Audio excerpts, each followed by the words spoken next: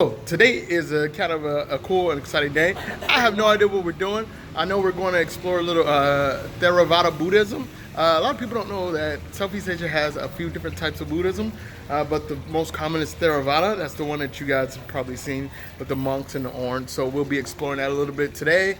We'll be getting some blessings, going to local markets. We're going back to a sister restaurant of the charitable restaurant that we went to in Phnom Penh. And I got a little bit of surprise for people who follow me on Instagram. So be sure to follow me on Instagram. If you're not, you're missing out on a lot of free stuff. Wink, wink. All right, something you guys got to know about these like tuk-tuk things is that they're extremely dusty out here. Not the tuk-tuks themselves, but the roads here in Siem Reap, extremely dusty. So if you're allergic or have adverse reactions to dust, don't take these things. Here you see the new repurposed Jeeps that they have for tours now. They do a lot of off-road backwoods stuff. See what I mean? It's not only bumpy, but it's dusty. You guys can kind of see it there on this side. That's all that dust. Got that dust.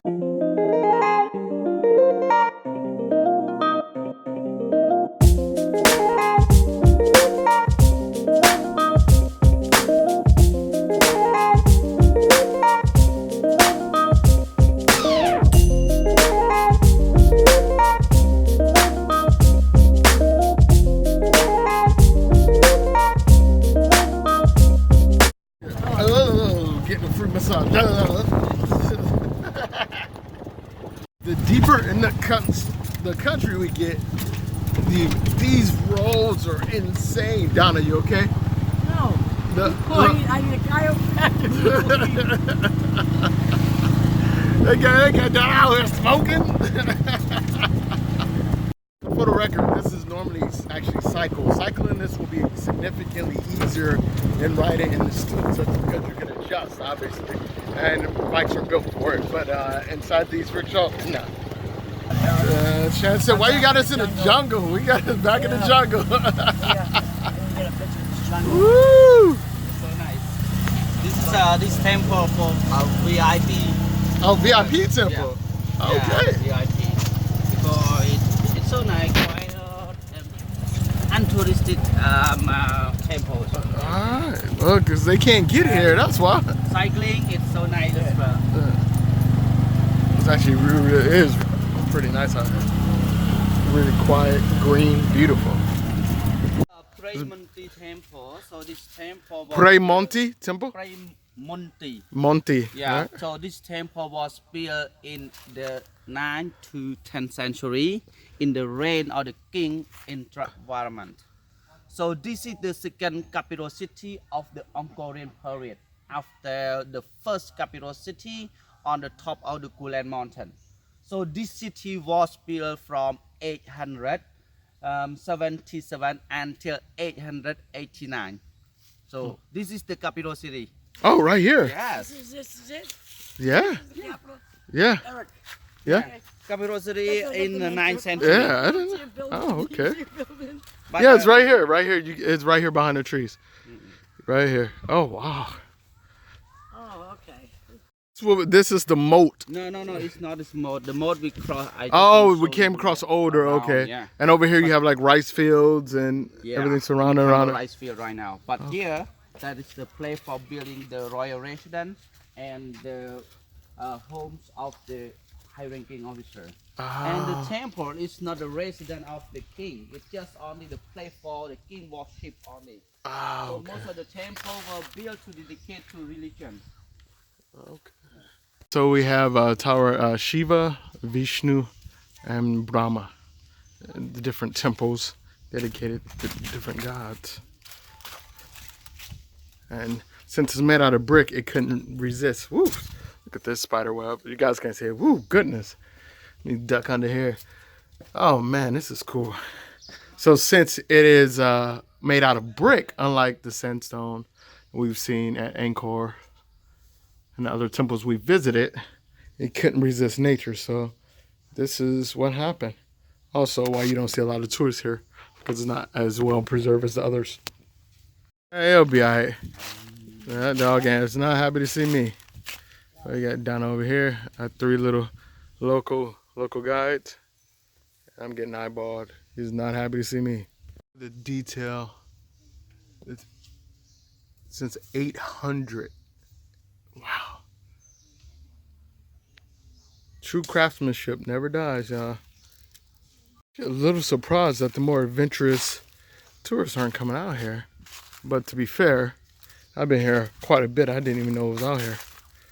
That's the beauty of having guides like the ones from Club Adventures. They know these little secret spots. On the door. But Okay. you see, so the tower and was built of the brick, so they cannot support the big piece of the So the big piece fell down. Yeah.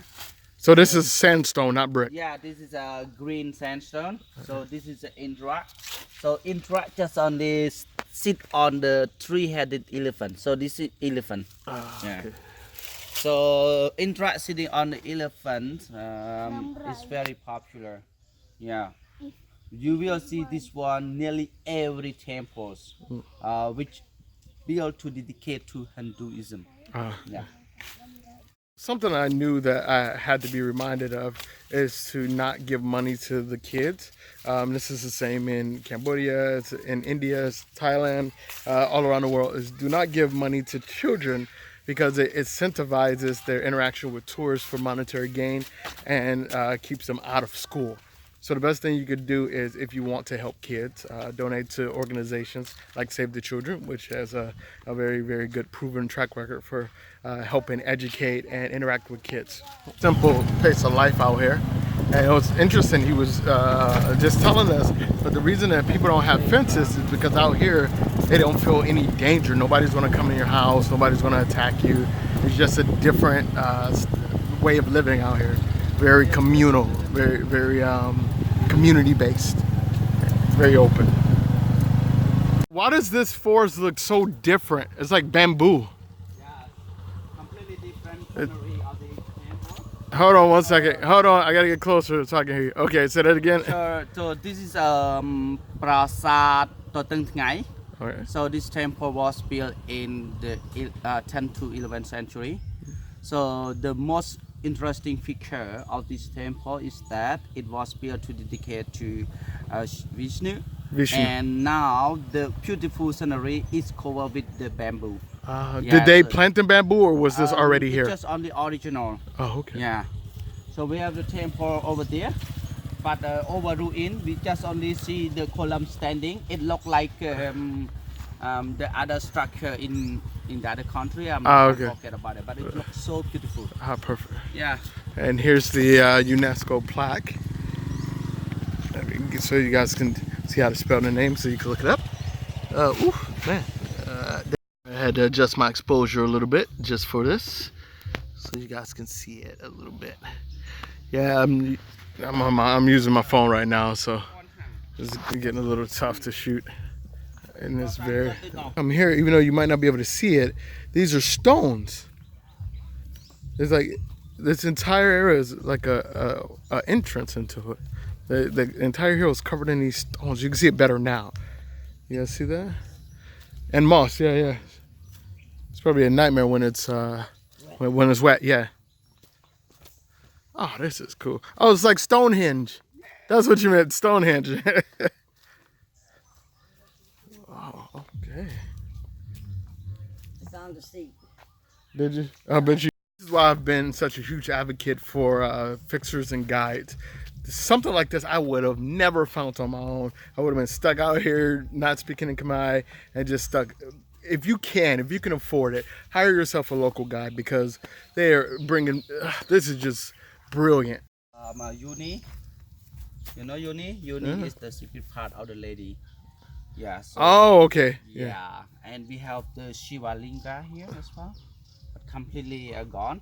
Right. It could be taken to the National Museum. Mm-hmm. Yeah, for the tourists, because they cannot put here. It will be stolen. Yeah. So, but we just only keep on the Uni, because Uni is the big. It's too big to steal. It is unremovable. Yeah. The temples like Angkor Wat, and that's one that have been historically raided. Who like today would steal anything from here? Like pieces of the temple, who would steal those? For the villager. The villagers would take them. Yes, definitely. You see, so Cambodia since have the wars at the end of the 13th century until the French colonization. So Cambodian dies and Cambodia busy fighting and killing all Khmer and Khmer. Each other, Yeah, like a each civil other. war. Yeah, and they only few of them get education. So most of them are uneducated, and they never knew and loved the value of the stone at all. Okay. Yeah, I remember when I was young. Yeah, so before I moved to live in a town and to attend the class, so my my relatives and I go to the rice field and we sit on the ox cart. And when we found one temple, so we use the chisel, we use the egg, and destroy everything, locking the statues. When we found the statues, we took it to the border and sell to the other people illegally. So I feel so sad about that as well. When it make me reminds of my bad When you were actions young. when I was young, very young. Never been like a very big religious person, even though I follow some religions. I never been like I never get emotional about faith or religion.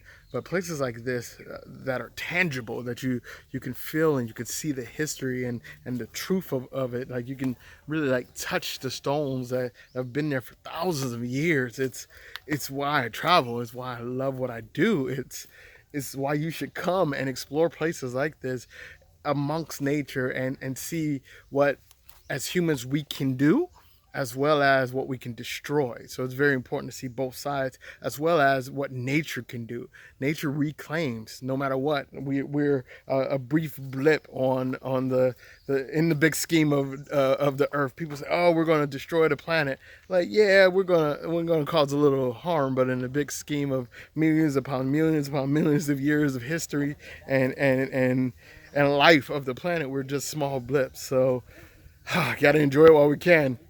There's not much left, but you still do have a few pieces of these intricate stones. A little bit of collections here. And this whole area, I mean, you can feel the stone, what was here before. Once you climb and walk around it. Go all the way to the back side. And the bamboo, like it's the bamboo is what really makes it stand out here. These are all rice fields. This is what rice looks like, and on this side as well. So this is where your rice comes from. Donna was saying that she was surprised this is how rice looked. Like, so why were you so surprised about how it looked? Like, Because I first of all didn't know that it grew in a stalk, like an Ericon. Yeah. As we know an Ericon. Yeah. And they peeled it back. It's rice. And then it has the husk also that you have to remove, which we saw in Vietnam. Right. That's also surprising a lot of people. Yeah. So I think it's important you guys got to know where your food comes from. And those rice cakes that we eat in the States. Yeah. That's what we saw. Yeah. They were making them. Yep. Quick stop at the local market where they have fruits, vegetables, and some vendors actually, like restaurants. Excuse me, some smaller restaurants. Nice. I think I'm in heaven. Look at all that garlic. Oh, I love garlic. Just incredibly local this is. And they don't have to leave this this community because they have everything provided here for them. Clothes, food, meat, rice, everything is here for them. Even Tupperware. Bigger than I thought it was. It goes all the way down and around this corner and then around this side. Yeah, all the way down this side. My God, this place is massive. The fish market area. Whew. They are apparently out here all day. Dealing with these little creepy crawlers. Fresh eel, fish, all the way down. Well, let me come over to this side. Yeah, I'm here, don't worry. Over here, ooh, the sausages look delicious, but I would not trust them over. Every part of the animals here, every single part. This is the gift for the monk, for our blessing for later. And she sells all of these. Bananas are my favorite. Roasted banana. Roasted bananas, so good. Delicious. If you come here, get these bananas. Oh, and over briquettes instead of truck. Oh, good. Guys, all this security for the Prime Minister of Hungary is here. You see him like these guys right here coming up. Yeah. Getting ready.